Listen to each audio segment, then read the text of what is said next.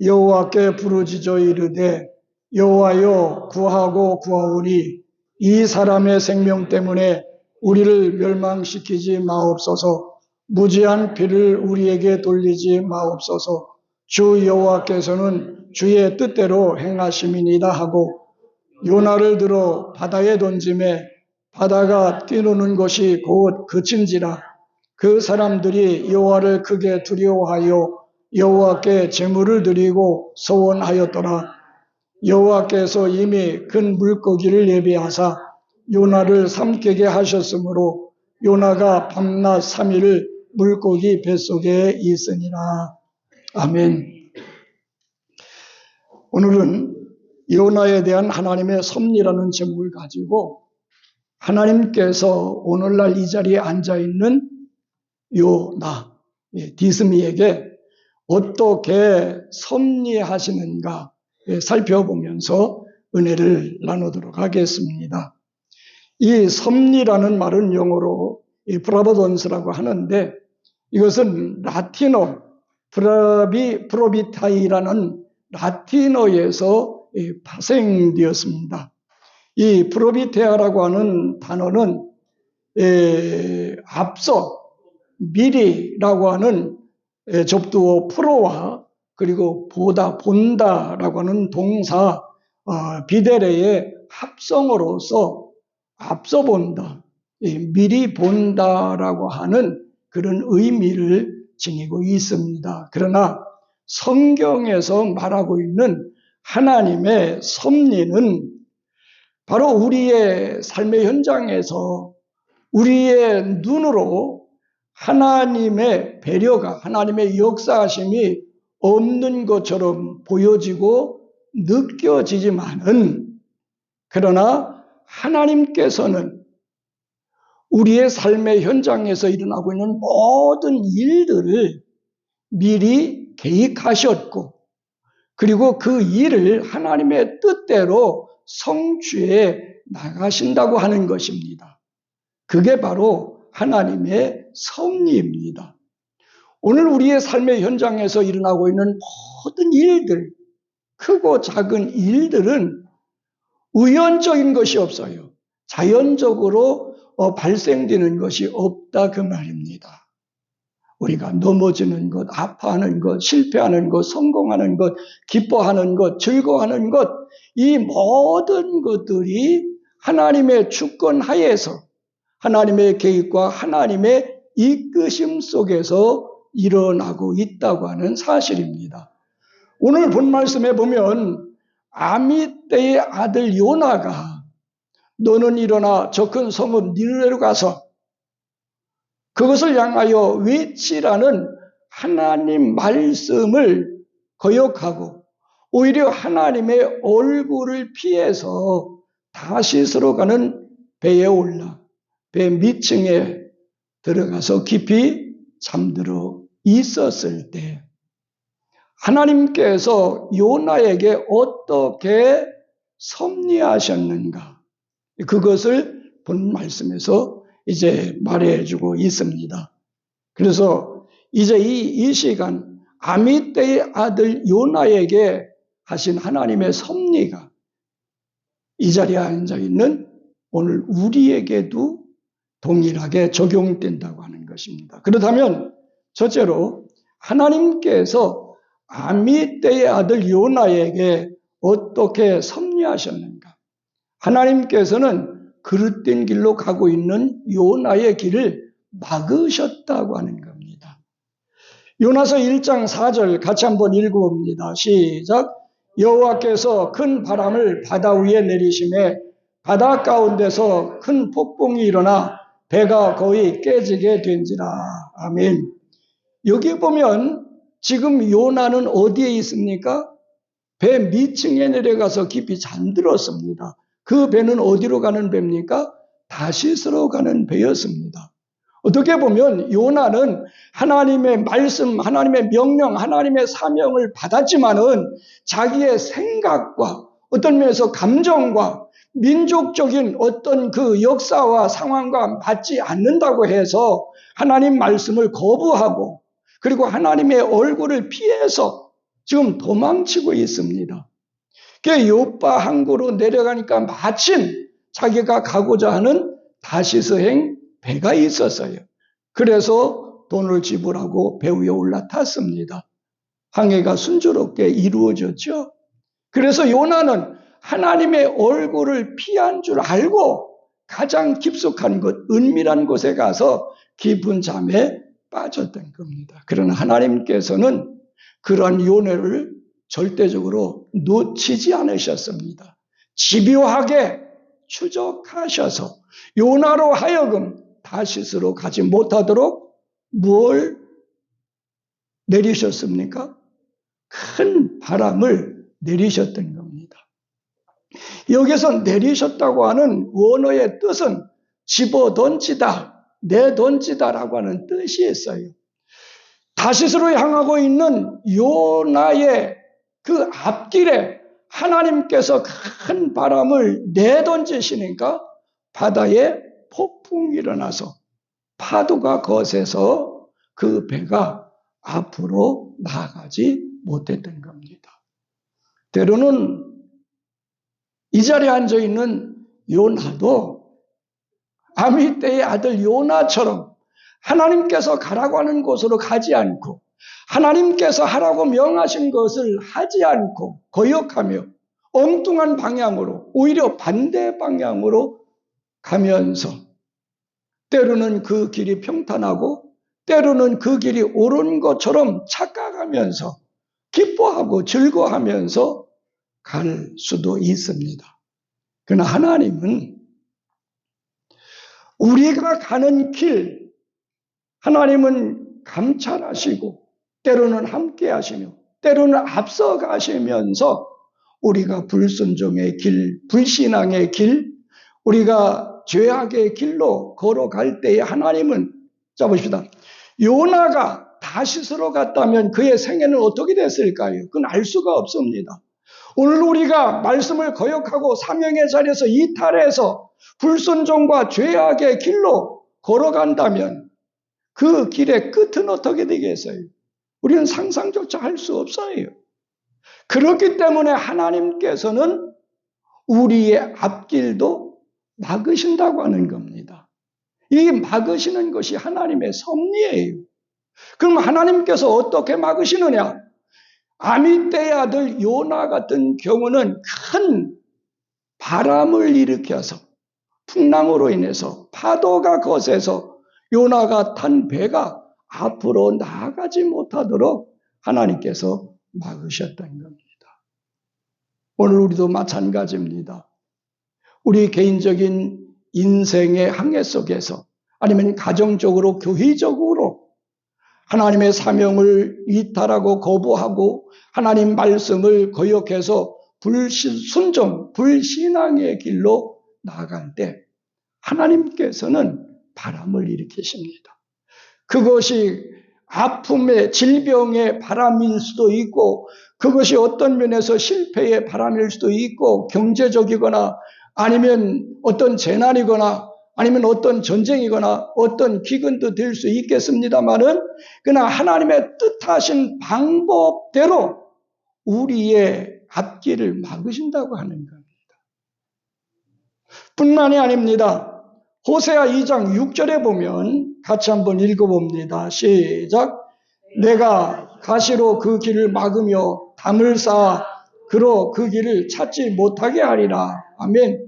이 말씀은 북왕국 이스라엘이 남편 되신 여호와 하나님의 그 엄청난 사랑과 은혜를 받았음에도 불구하고 그 하나님을 떠나서 하나님을 배반하고 저버리고 우상 숭배에 깊이 빠져들어갈 때 하신 하나님의 말씀입니다. 하나님 뭐라고 말씀하셨어요? 가시로 그들이 가는 길을 막으셨다고 그랬어요. 여기 막으셨다고 하는 말의 그 의미는 원어의 뜻은 울타리를 치다, 동여매다라고 하는 뜻입니다. 다시 말씀드리면 우상 숭배에 빠져드는 이스라엘 백성을 가시 울타리를 쳐서 막으셨다고 하는 겁니다.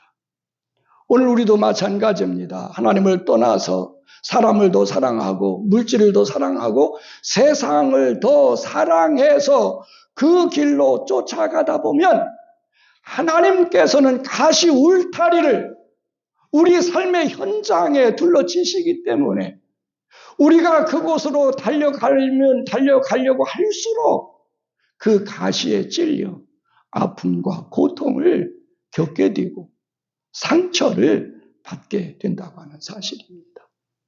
뿐만 아니라 하나님께서는 담을 쌓아 그들로 하여금 길을 찾지 못하게 하신다고 그랬어요. 때로는 하나님께서 하나님의 방법대로 담을 쌓기 때문에 길이 안 보이는 거예요. 내일이 안 보이는 거예요. 무엇을 해야 될지 어떻게 해야 될지 알 수 없는 그런 캄캄함과 답답한 환경을 만나게 된다 그 말입니다. 이것이 하나님이 우리가 그릇된 길로 갈 때 막으시는 하나님의 방법인 것입니다. 물론 그 방법은 다양하지만은 일일이 살펴볼 수 없습니다. 자, 하나님께서 요나가 가고 있는 길을 막으시니까 배가 어떻게 됐어요? 거의 깨지게 됐다. 그래서 사람들이 모든 물건을 바다에 던졌어요. 그리고 배를 육지에 대려고 노를 저 발부둥 쳤지만은 그런 속수무책이었던 겁니다. 여러분, 하나님의 사람, 믿음의 사람, 우리 그리스도인의 사람이 그릇된 길로 가다가 하나님으로부터 막힘을 당하게 되면 그 나 혼자 겪는 아픔과 손해와 갈등과 고통이 아니라 나와 함께 있는 내 주변의 사람들까지 손해를 보고 아픔을 당하고 고통을 겪게 된다고 하는 사실을 우리는 기억해야 됩니다. 그렇기 때문에 오직 우리는 하나님 말씀에 따라서 가라고 하면 가고 서라고 하면 서고 외치라고 하는 외치는 그런 순종의 삶이 이루어져야 될 줄 믿습니다. 따라서 이 말씀을 듣는 여러분 모두가 하나님 말씀대로 우리가 성경에 보면 간단합니다. 하라고 하는 것과 하지 말라고 하는 것으로 되어 있어요. 그렇죠? 그러니까 단순해요. 하나님이 하라고 한 것은 우리가 하고 하지 말라고 하는 것은 안 하면 돼요. 그러면 우리의 길이 평탄해요. 순조로워요. 하나님이 늘 동행하시고 하나님의 사랑과 은혜 가운데 살아갈 수가 있게 되어지는 겁니다. 그런 신앙과 삶이 되어지기를 주님의 이름으로 축원드립니다. 그 다음에 두 번째로 요나를 향한 하나님의 섭리는 고난을 통해서 연단하셨어요. 단련하셨습니다. 우리 본 말씀 17절 같이 한번 읽어봅니다. 시작. 여호와께서 이미 큰 물고기를 예비하사 요나를 삼키게 하셨으므로 요나가 밤낮 3일을 물고기 뱃속에 있으니라.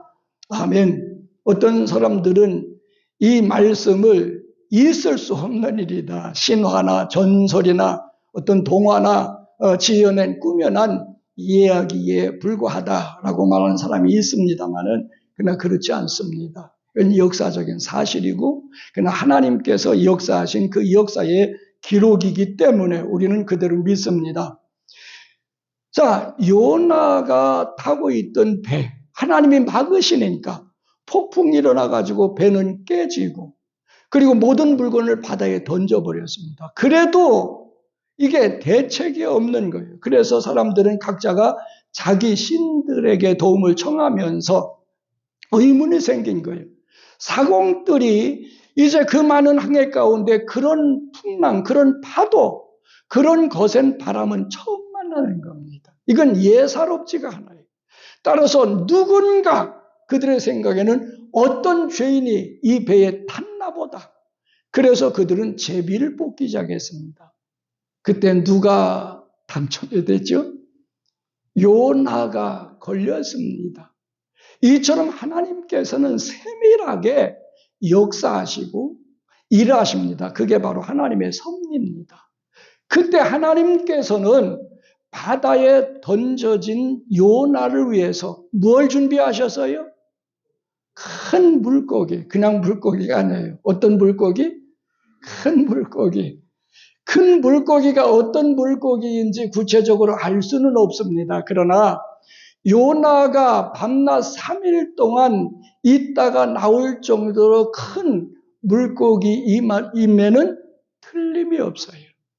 그런데 요나서 2장에 보면 요나가 물고기 뱃속에서 밤낮 3일 있으면서 하나님 앞에 부르짖어 기도한 기도의 내용이 기록되어 있습니다. 우리 같이 한번 읽어봅니다. 시작.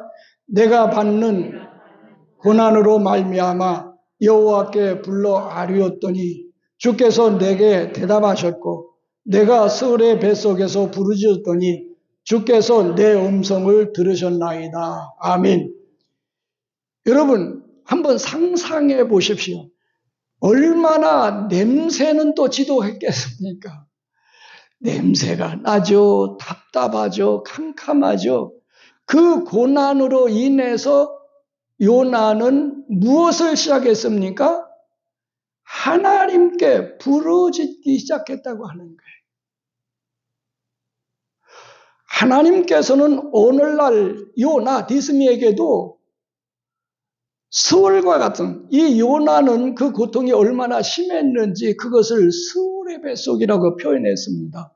스월은 음부, 이 죽은 자들이 가는 그런 곳이 바로 스월인데 다시 말하면 죽음의 뱃속이라 그 말이에요. 그 엄청난 고통 속에서 하나님 앞에 부르짖기 시작했는데 오늘 우리도 요나가 처했던 고기 뱃속처럼 냄새나고 답답하고 정말 죽을 지경 죽고 싶은 마음이 들 정도로 어려운 문제가 있고 고통이 있고 아픔이 있을 때 우리가 시작해야 될 것은 뭡니까? 바로 기도입니다. 그런 고통과 힘들고 어려운 아픔이 올 때는 하나님께서 우리에게 기도하라고 하는 신호예요. 신호이기 때문에 우리는 기도해야 됩니다. 뿐만이 아닙니다. 이 요나는 단순히 기도만 했던 것이 아니라 그는 하나님 앞에 회개하기 시작했어요. 바로 니느웨로 가지 않고 다시스로 향했던 자신의 믿음과 사명과 삶의 끝자락이 뭐였습니까? 고기 뱃속이었어요. 그는 얼마나 후회했겠습니까? 얼마나 안타까웠겠습니까?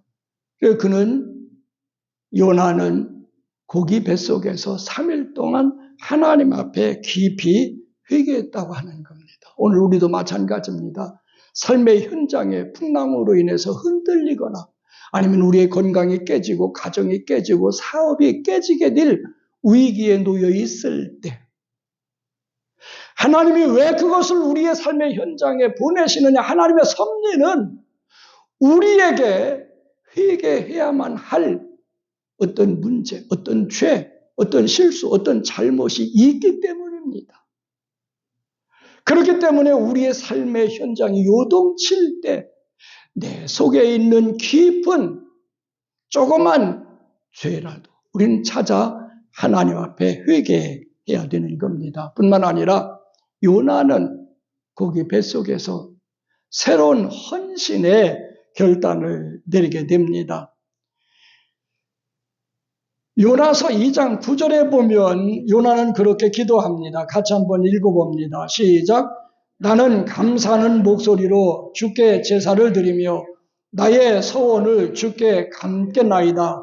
구원은 여호와께 속하였나이다. 아멘. 바로 이 요나의 절망과 슬픔과 고난과 고통과 절규는 무엇으로 바뀌어집니까? 감사로 바뀌어졌어요. 환경이 바뀐 것이 아닙니다. 고기 뱃속에 여전히 있지만은 요나의 마음이 바뀌어졌어요. 요나의 생각이 바뀌어졌어요. 요나의 믿음이 바뀌어졌단 그 말입니다. 무엇으로? 감사로. 어떻게 해서 바뀌어졌습니까?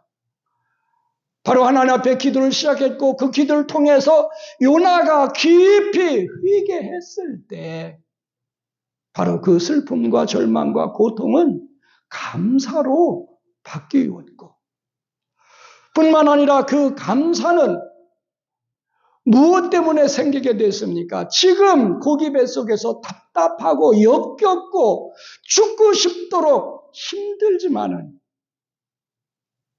나의 하나님, 날 구원하시고 나를 선지자로 삼으신 여호와 하나님께서 나를 버리시지 않을 것이다.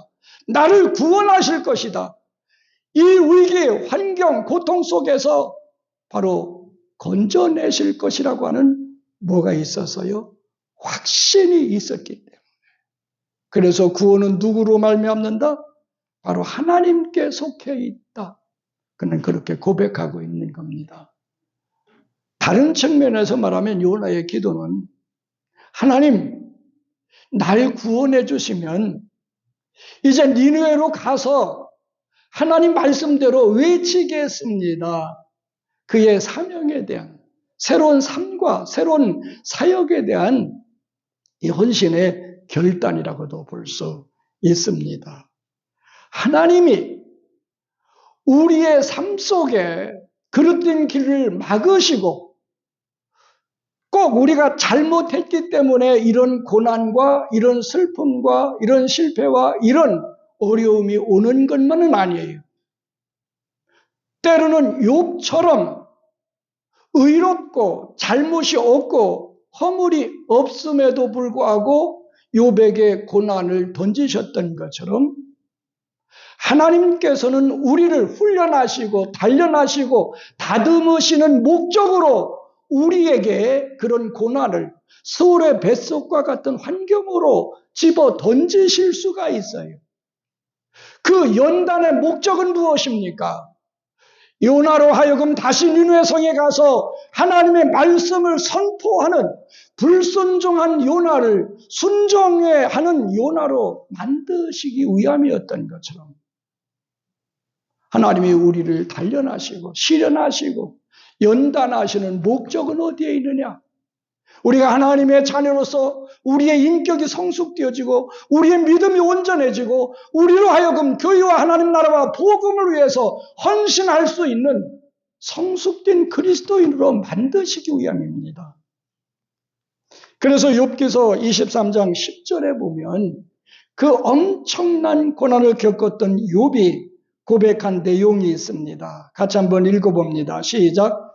내가 가는 길을 그가 아시나니 그가 나를 단련하신 후에는 내가 순금같이 되어 나오리라. 아멘. 내가 가는 길, 내가 처한 환경, 나의 고난과 슬픔과 어려움을 누가 아셔요? 하나님이 아신다. 하나님이 알고 계셔요.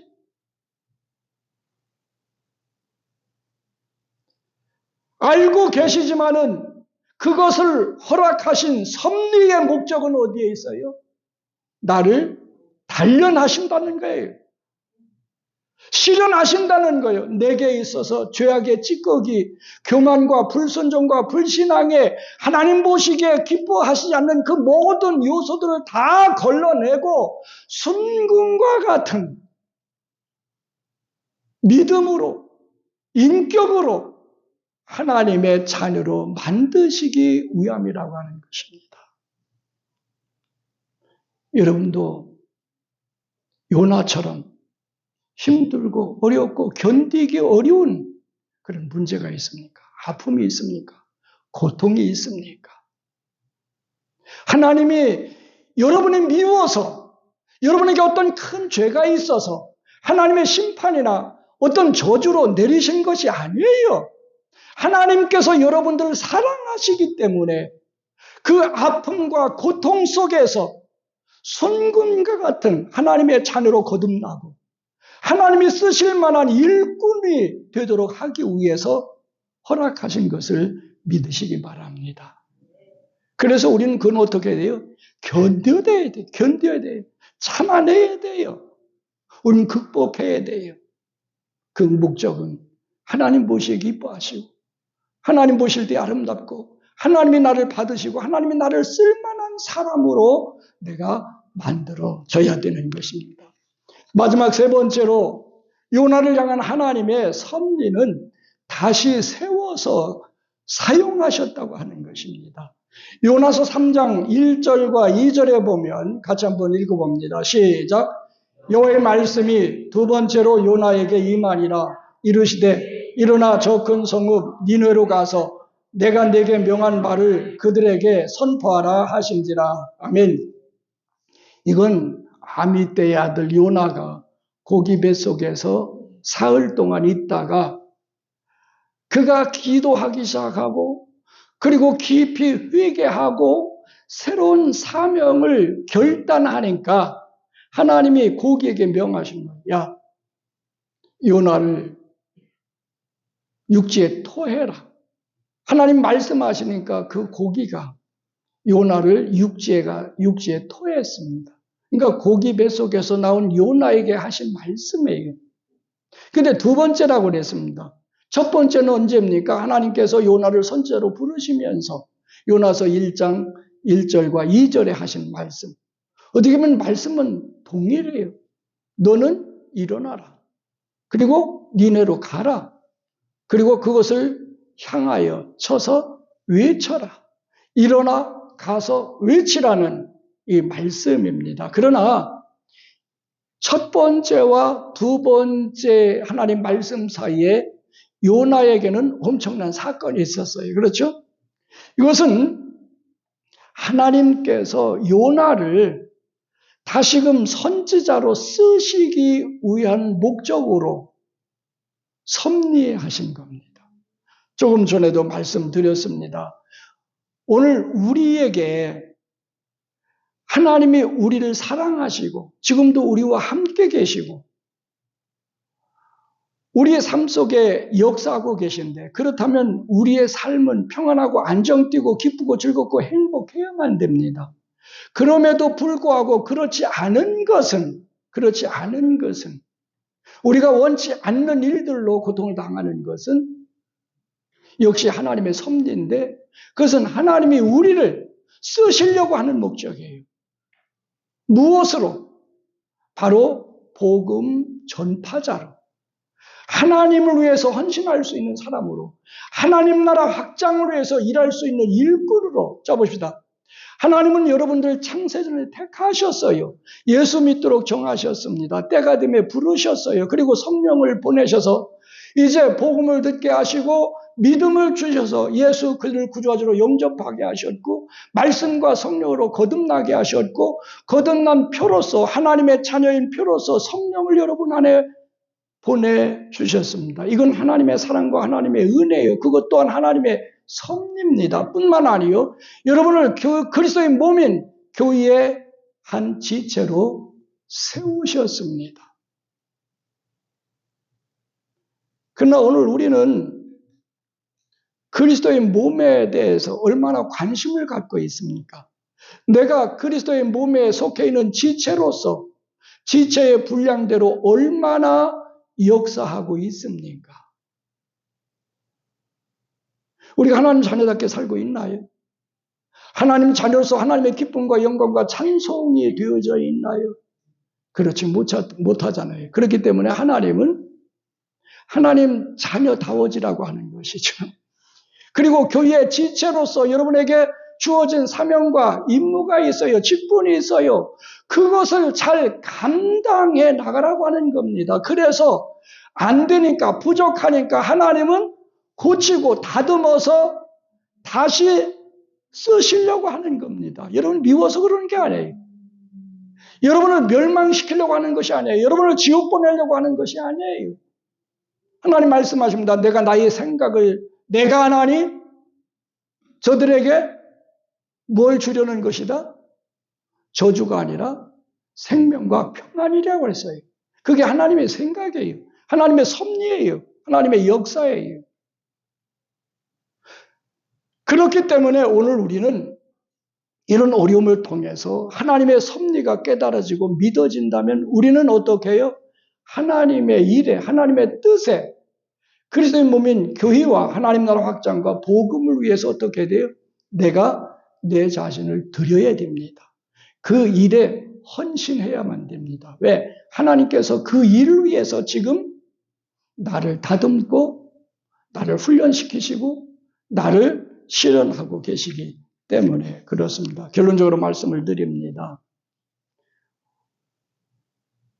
우리는 결코 하나님의 시야에서 벗어날 수 없습니다. 우리의 생각과 우리의 일거수일투족을 감찰하신 하나님, 우리의 삶 속에 깊숙이 개입하셔서 자신의 계획하신 뜻에 따라 우리를 이끌어 가십니다. 그게 바로 하나님의 섭리입니다. 그렇기 때문에 지금 내게 처해 있는 상황과 조건과 형편 때문에 낙심하거나 염려하거나 두려워할 필요가 없어요. 우리는 어디 안에 있습니까? 하나님의 섭리 안에 살아가고 있기 때문에 하나님께서 나를 버리시거나 나를 떠나시는 일이 없을 것이기 때문에 그렇습니다. 다만 우리는 어떻게 해야 됩니까? 요나는 하나님의 얼굴을 피하려고 도망쳤지만 오늘 우리는 이 요나는 디스미는 뭘 바라봐야 돼? 하나님의 얼굴을 바라봐야 됩니다. 이제부터 하나님의 얼굴을 바라보고 살아가시는 여러분들이 되어지를 주님의 이름으로 축원드립니다. 뿐만 아니라 하나님의 입에서 나오는 말씀대로 순종해야 됩니다. 그리고 하나님께서 나를 쓰시고자 할 때 그분 마음대로, 그분 뜻대로, 그분이 필요하신 대로 쓰실 수 있도록 내 자신을, 내 삶을, 내 모든 것을 그분에게 내어 드려야 합니다. 기도드리겠습니다.